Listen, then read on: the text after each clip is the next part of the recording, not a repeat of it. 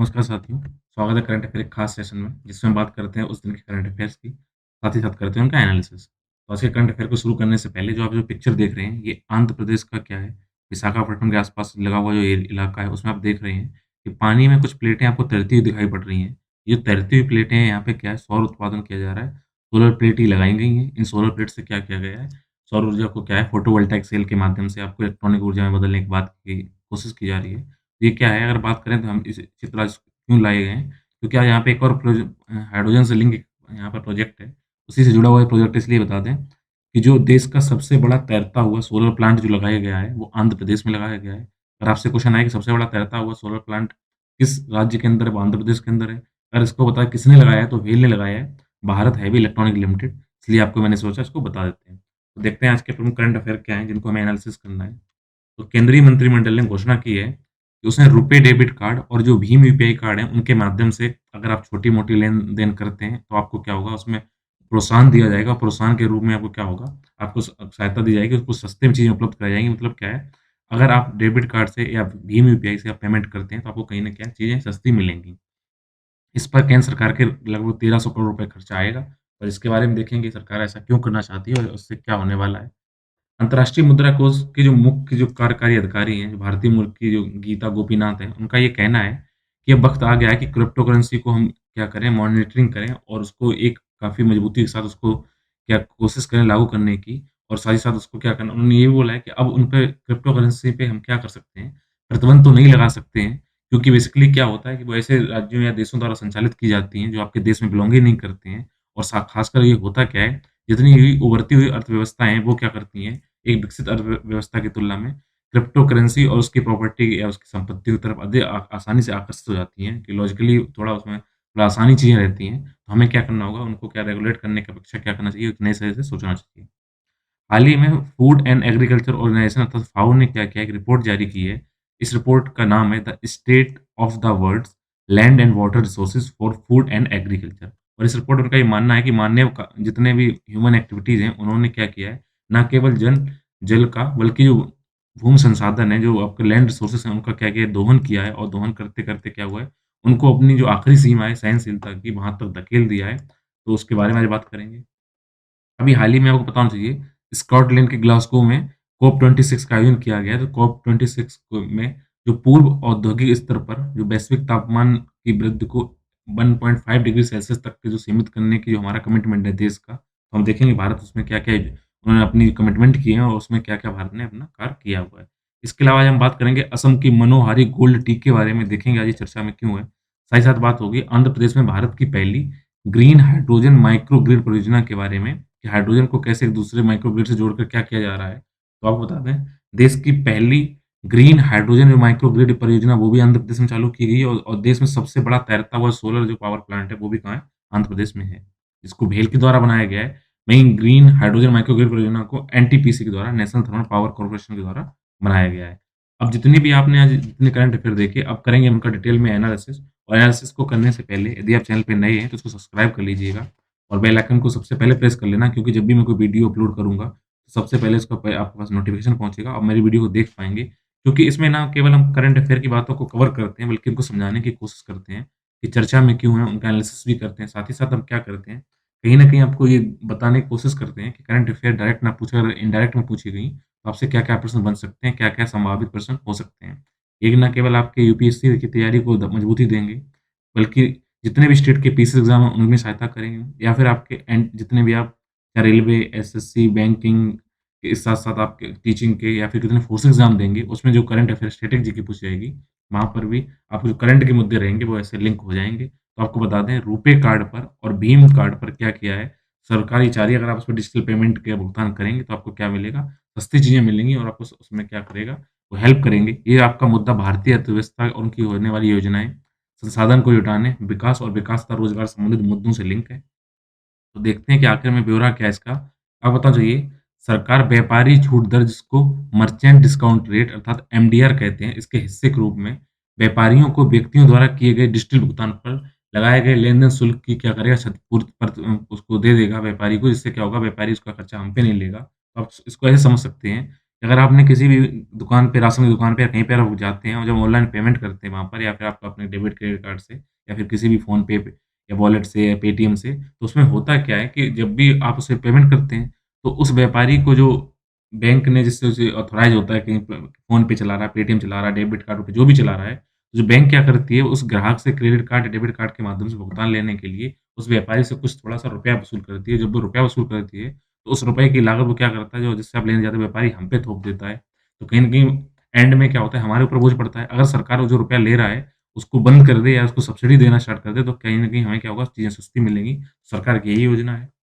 Budget 2021 और 20-21 की बात की जाए तो सरकार ने ग्राहकों और व्यापारियों को दोनों को लाभ पहुँचाने के लिए और साथ ही साथ डिजिटल भुगतान है उसको और लोकप्रिय बनाया जा सके, इसके लिए क्या किया है, national payment corporation of India ने न केवल उत्पादों को बल्कि रुपए और यूपीआई के लिए व्यापार द्वारा जितने व्यापारी होते हैं उनको जो योजनाओं में जो भुगतान करने के लिए जो मर्चेंट डिस्काउंट रेट पहले लिया जा रहा था, अब उसको शून्य करने की बात की गई है, जिससे अगर ज़ीरो डिस्काउंट रेट हो जाएगा, तो कहीं न कहीं हमें चीज़ें सस्ती मिलेंगी ऑनलाइन पेमेंट पे। तो आपने देखा होगा कई बार लोग कह देते हैं, "अरे! ऑनलाइन पेमेंट हम महँगा लेंगे, ये होगा, टैक्स लगेगा।" वो चीज़ें सस्ती हो जाएँगी।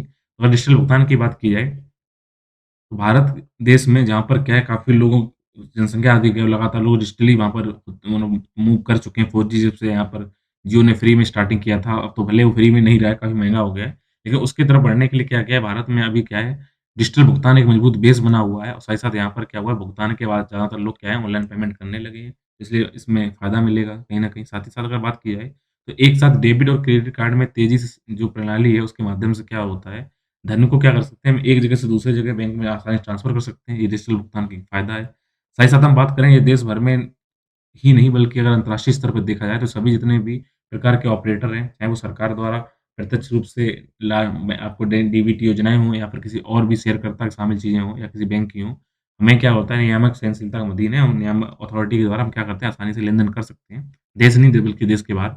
अगर हम एक रिपोर्ट की माने तो भारतीय डिजिटल जो भुगतान है, उसके अगर इंडस्ट्री की बात की जाए, तो अगले 2 वर्षों में अर्थात 2023 तक हम 1 ट्रिलियन तक की पहुँचने की उम्मीद है। इसलिए क्या है भारत कहीं न कहीं डिजिटल पेमेंट की ओर तो एकदम स्विच ऑन कर चुका है, तो उसको सही से वो लोग और डिजिटल पेमेंट की तरफ चलें, करेंसी से जगह ज़्यादा क्या करें, ऑनलाइन पेमेंट करें, कागज़ की बचत करें, तो और साथ ही साथ क्या हो, टैक्स की चोरी ना हो सके, इसलिए क्या होगा, सरकार को ऐसी योजनाएँ लानी ही पड़ेंगी। अगला टॉपिक है उभरते बाज़ारों के लिए क्रिप्टो करेंसी एक चुनौती बन गई है, अतः इस चुनौती के लिए न केवल उसको हम खत्म तो कर नहीं सकते हैं, बल्कि हम क्या कर सकते हैं, उसे रेगुलेट करें।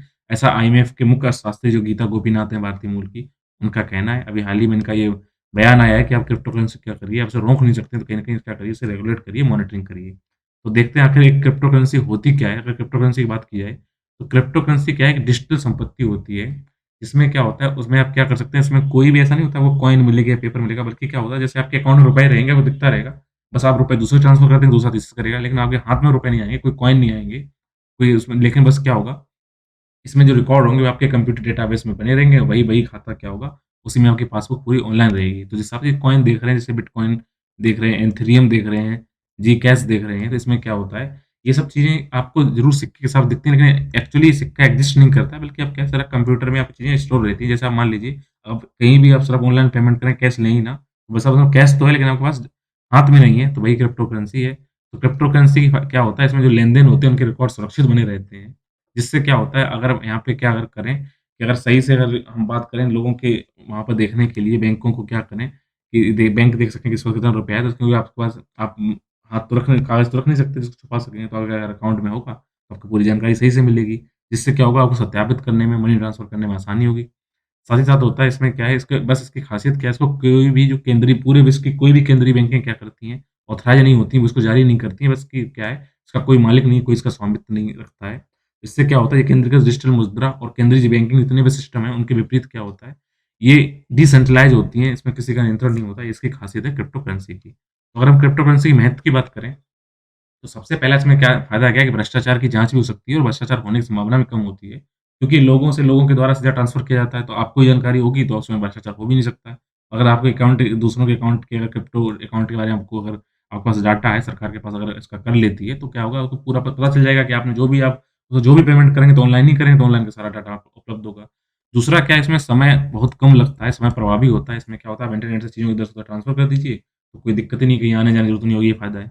तीसरा फ़ायदा क्या है, ये लागत प्रभावी होती है क्योंकि इसमें अगर आपने बैंक में क्रेडिट कार्ड पेमेंट गेटवे चलाते हैं, अगर उसमें कोई आप किसी भी क्रेडिट कार्ड को लेते हैं, डेबिट कार्ड को लेते हैं, तो जब भी आप उसमें कोई सेवाएँ लेते हैं, तो कहीं न कहीं उसमें क्या होता है कि वो जो मीडिएटर के रूप में कुछ अपना रुपया काट लेते हैं, कुछ लाभ ले लेते हैं, अगर आपसे चार्जेज़ लगा देते हैं क्योंकि उसने आपने हेल्प की है, तो लगभग वो 30% जो चार्ज लगते हैं, वो भी इसमें क्या होता है, इसमें कोई चार्ज नहीं लगता है। इसमें आप आराम से शून्य चार्ज पे आप चीज़ों को इधर-उधर ट्रांसफ़र कर सकते हैं। तो इतनी सारी अच्छाइयाँ होने के बाद में क्यों कहा जा रहा है कि उसको रेगुलेट करिए, तो इसकी चिंताएँ क्या हैं? सबसे बड़ी बात क्या है? संप्रभु इसमें गारंटी नहीं होती है, कोई भी इसका एक मालिक नहीं है, कोई सामर्थ्य वाली बात है नहीं, कोई भी इसमें कानून लागू नहीं होती, पहली दिक्कत ये है। दूसरा क्या है क जो क्रिप्टो करेंसी उसका जो मार्केट है वो लगातार अस्थिर बना रहता है, उसमें हैज़ार्ड होते रहते हैं। क्योंकि अगर हम बात करें तो बिटकॉइन का मूल्य दिसंबर 2017 में 20,000 अमेरिकी डॉलर था, वहीं 2018 में आके ये उसका आप देखिए 3800 ही अमेरिकी डॉलर रह गया, तो देखिए कितना इसमें गिरावट आई है, सबसे बड़ी दिक्कत इसमें ये है। सुरक्षा जोखिम इसमें बनी रहती है कहीं कि अगर आपने गलती से अपना यूज़र अपना पासवर्ड भूल गया, तो आप उसमें फिर अंदर घुस नहीं सकते हैं। कहीं न कहीं क्या होगा आपको अपनी वो पूरा पासवर्ड अगर गया, तो आपका अकाउंट भी गया, तो फिर दिक्कत आएगी। क्योंकि इंटरनेट पे कार्य किया जाता है, तो उसमें मॉलवेयर आने की और इसमें हाइजैक होने की संभावना बनी रहती है, हैकिंग होने की बनी बात रहती है। इसमें क्या होता है मनी लॉन्ड्रिंग के भी चांस बने रहते हैं, क्यों? कि इसमें सबसे बड़ी दिक्कत क्या है कि इसमें क्रिप्टो करेंसी में कोई जानकारी तो होती नहीं है। आतंकवाद को वित्त पोषित करने के लिए या अधिक क्या करें काफ़ी संवेदनशील होने के कारण इसमें क्या होता है कि आप इसमें क्या कर सकते हैं कि इसमें कोई भी चीज़ें मनी ट्रांसफर कर सकते हैं, मनी लॉन्ड्रिंग कर सकते हैं। इसमें क्या होता है जो अथॉरिटी होती है उनको बायपास कर दिया जाता है, तो इसमें कोई भी जोखिम होता है। अगर किसी देश में वित्तीय स्थिरता नहीं रहती है, तो उसके लिए ज़िम्मेदार नहीं होते हैं। दूसरा क्या है क्योंकि पूरा ये काम होता है, पूरा ऑनलाइन चलता है, तो उसके लिए आपको इंटरनेट चाहिए होगा, इंटरनेट करने के लिए आपको चाहिए होगी लाइट। तो लाइट की खपत भी बहुत बढ़ा देता है। इसमें अगर बात की जाए अगर एक डाटा देखा जाए तो 2018 में बिटकॉइन का जो माइनिंग की गई थी, इसमें बिटकॉइन जनरेट करते हैं उसको माइनिंग बोलते हैं। उसमें जो कुल जो आपने इलेक्ट्रिसिटी यूज़ की थी, वो इलेक्ट्रिसिटी इतनी यूज़ कर दी थी कि स्विट्ज़रलैंड की जितनी इकोनॉमी है, उतनी इकोनॉमी के बराबर इसमें इलेक्ट्रिसिटी यूज़ हो गई। तो आप सोच सकते हैं इसमें क्या-क्या दिक्कतें हैं। एक संप्रभु नहीं है, बाज़ार अस्थिर है, सुरक्षा के जोखिम है, मालवेयर की धमकी मिलती रहती है, मनी लॉन्ड्रिंग का इसमें हो सकता है।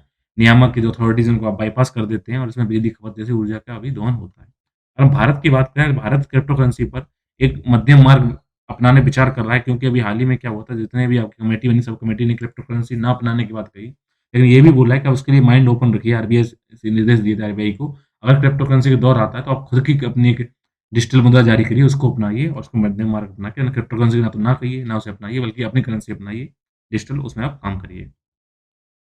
बात करेंगे फाओ अर्थात फूड एंड एग्रीकल्चर रिपोर्ट के बारे में क्योंकि the state of world land and water resources for food and agriculture में इसने बोला है कि भूमि जल संसाधन है उनका दोहन बहुत चरम स्थिति पहुंच गया है।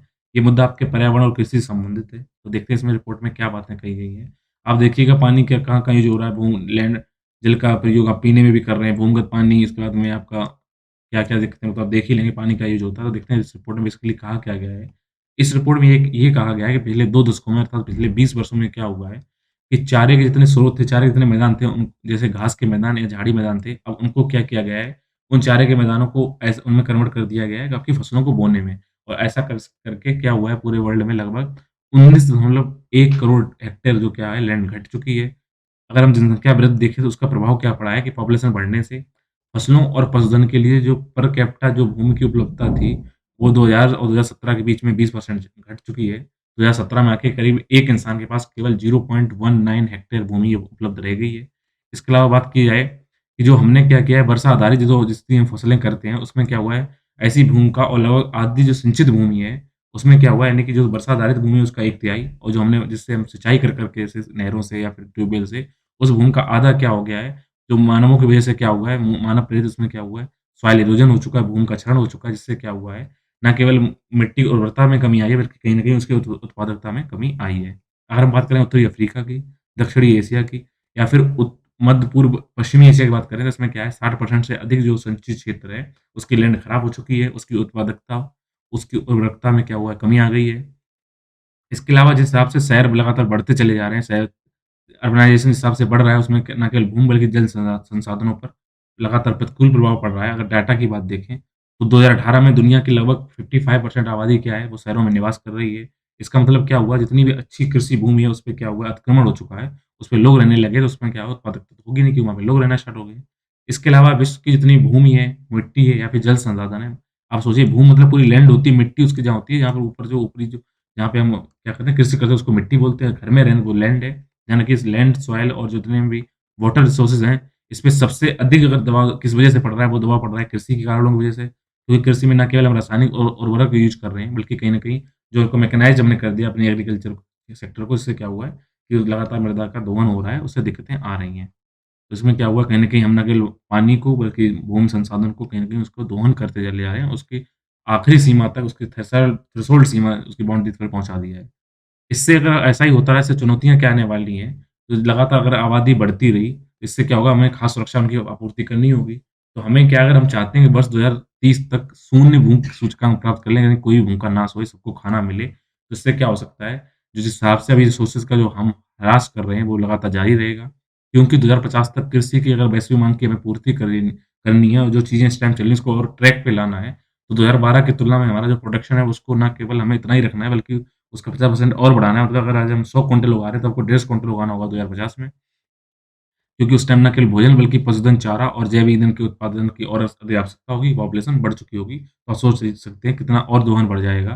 तो इसके लिए हम क्या करना होगा, हमें संसाधनों के कोई न कोई सुरक्षा उपाय अपनाने होंगे, जिससे कि न केवल खाद्य सुरक्षा सही से बनी रहे, बल्कि कहीं न कहीं जो आपके जो रिसोर्सेज़ हैं, जल है, भूमि है, लैंड है या सॉइल है, उसको क्या हो आप संपोषणी विकास कर सकें। इसके लिए सबसे पहले हमें ऐसी पॉलिसी बनानी चाहिए, जो न केवल स्थानीय खपत को पूर्ति करें, बल्कि मौसम का हम लगातार मिजाज को ध्यान रखें। जैसे आपको बता दें अगर प्रेज़ेंट टाइम में, तो जैसे गन ऐसे क्षेत्र जहाँ पर गन्ना उगाने से हमें बचना चाहिए, जहाँ पर पानी की कमी है और वहाँ पर हमें क्या करना चाहिए, जैविक खेती करनी चाहिए। आपको बताते हैं, बहुत से क्षेत्र ऐसे हैं जहाँ पे धान है, मक्का है, वहाँ पे पानी ज़रूर नहीं है, वो उन्होंने समर लगा-लगा के इतना पानी उसमें यूज़ कर रहे हैं, जिससे क्या हो रहा है न उसका वाटर लेवल नीचे जा रहा है, लेकिन लोग अपने आर्थिक दोहन के चक्कर में क्या करते जा रहे हैं, पानी को बर्बाद करते जा रहे हैं, बल्कि मक्का वहाँ पे कभी हो नहीं सकती है क्योंकि वहाँ पे पानी को आप सिंचाई कर रहे हैं, सिंचाई अगर लगातार मक्का, धान जैसे जो जहाँ पे पानी गहन जो कृषि है, अगर आप उसको ज़्यादा करेंगे तो वहाँ पे सीधी बात है जल संसाधन खत्म होगा, जब जल खत्म होगा, कहीं न कहीं लैंड की उर्वरकता भी कमी आएगी, वो क्षारीय बनेगी, इन सब चीज़ों में दिक्कत आएगी।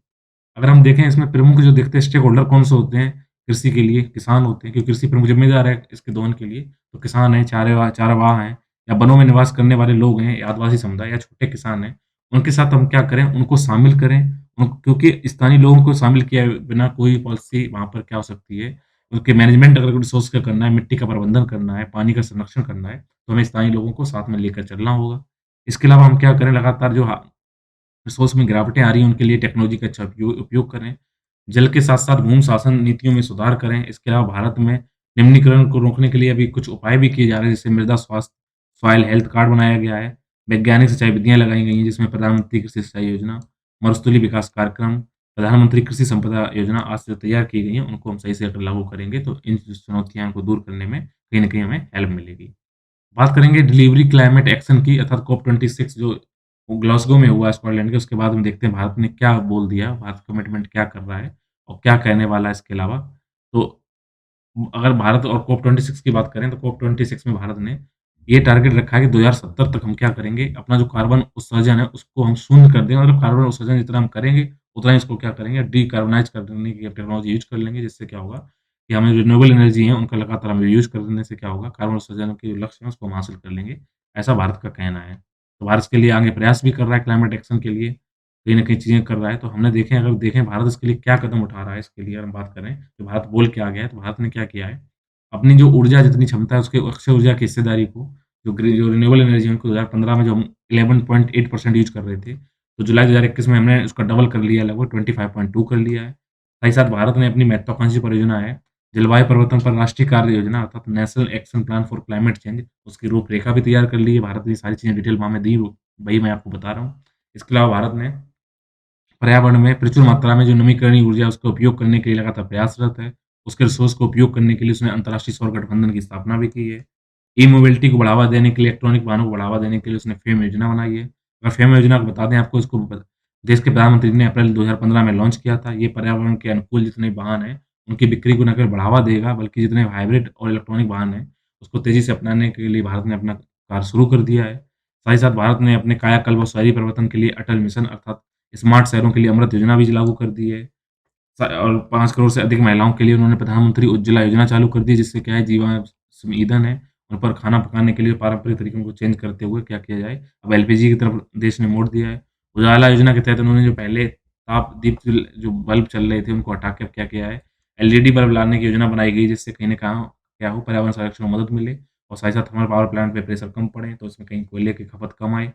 स्वच्छ ऊर्जा मिशन हमने 2 अक्टूबर 2014 को चालू कर दिया है, जिसने न केवल शहरों को सड़कों को स्वच्छ करने के अलावा बुनियादी ढांचे को भी साफ रखने की मदद की है। तो ये सारे कार्य सरकार ने गिनाए हैं, इस तरीके से वो इसको अचीव कर लेंगे।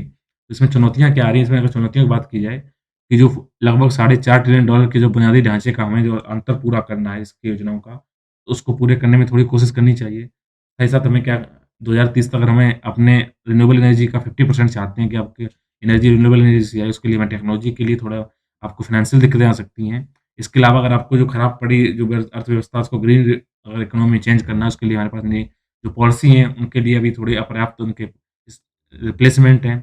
जिससे क्या है अगर आप अभी भी जीवाश्म ईंधन पे हम ज़्यादा निर्भर हैं और अब हमारे पास अभी पावर ग्रिड जो अवसंरचना है वो भी अक्षम इतनी पूर्ण से विकसित नहीं हो पाई है। इसके अलावा जो विभिन्न देश के संस्थान हैं उनके बीच में तालमेल का अभाव है। लेकिन देश का ये कहना है कि जितनी समस्याएँ हैं इनको वो दूर कर लेंगे और कहीं न कहीं अपने लक्ष्य को पूरा कर लेंगे। तो देखते हैं होता है क्या इसके बाद।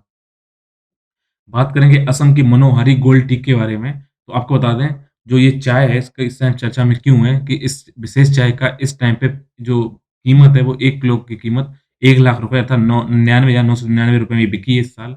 असम की मनोहारी गोल्ड टी टी है, वो इस टाइम सबसे महँगी बिक रही है, ₹1,00,000 किलो में बिक रही है।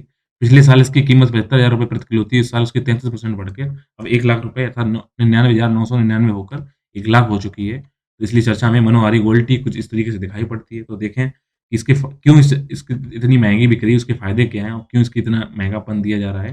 क्योंकि इस चाय में कई तरह के ना केवल एंटीऑक्सीडेंट तत्व पाए जाते हैं, जो आपकी इम्यून सिस्टम को बूस्ट करने में हेल्प करते हैं, बल्कि बायो एक्टिव इसमें कंपाउंड भी पाए जाते हैं, जिसकी वज़ह से होता क्या है, आपकी बढ़ती उम्र और मोटापे के प्रभाव को ये क्या करते हैं, कंट्रोल करने में मदद करते हैं।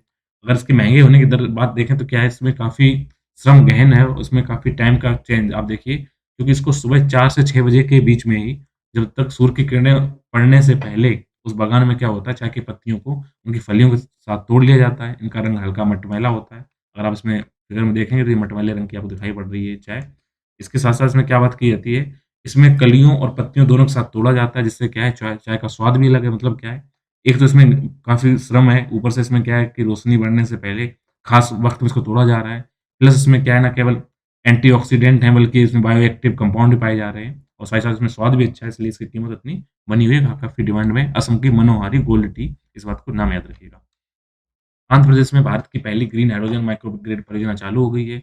इसको एनटीपीसी द्वारा सीमाद्री जो कि विशाखापट्टनम के पास है, उसमें एक जगह इसको लगाया गया है। इंटीग्रेटेड का मतलब यहाँ पे क्या है कि वहाँ पर आपने देखा सोलर पावर प्लांट है, उस सोलर पावर प्लांट से क्या किया जाएगा, जो हाइड्रोजन जो ईंधन है उसका उत्पादन किया जाएगा और इसको क्या किया जाएगा, स्टोर करने का काम किया जाएगा और रात में इसका यूज़ किया जाएगा। इसीलिए इंटीग्रेटेड मतलब एक-दूसरे पे डिपेंडेंट है।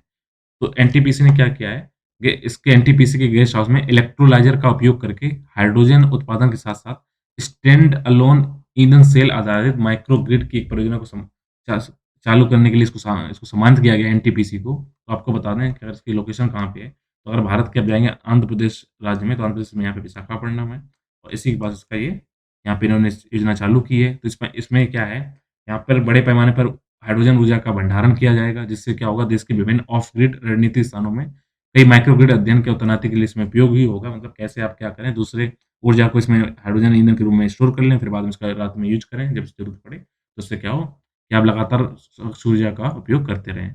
इसमें क्योंकि आपको मैंने पहले बता दिया जो फ्लोटिंग सोलर प्रोजेक्ट है, उसके इनपुट पावर को लेकर यहाँ पर एक हाई किस्म के 240 किलोवाट सॉलिड ऑक्साइड इलेक्ट्रोलाइज़र का उपयोग करते हुए हाइड्रोजन ईंधन का यहाँ पर तो क्या किया जा रहा है, उत्पादन किया जा रहा है, फिर उसको स्टोर करके हम करते क्या हैं, उसको रात में यूज़ करते हैं, जब देर रात में सोलर पावर प्लांट नहीं मिलता है। इससे सारे जितने करंट अफेयर का एनालिसिस कंप्लीट होता है। उम्मीद है आपको ये सेशन समझ में आया होगा।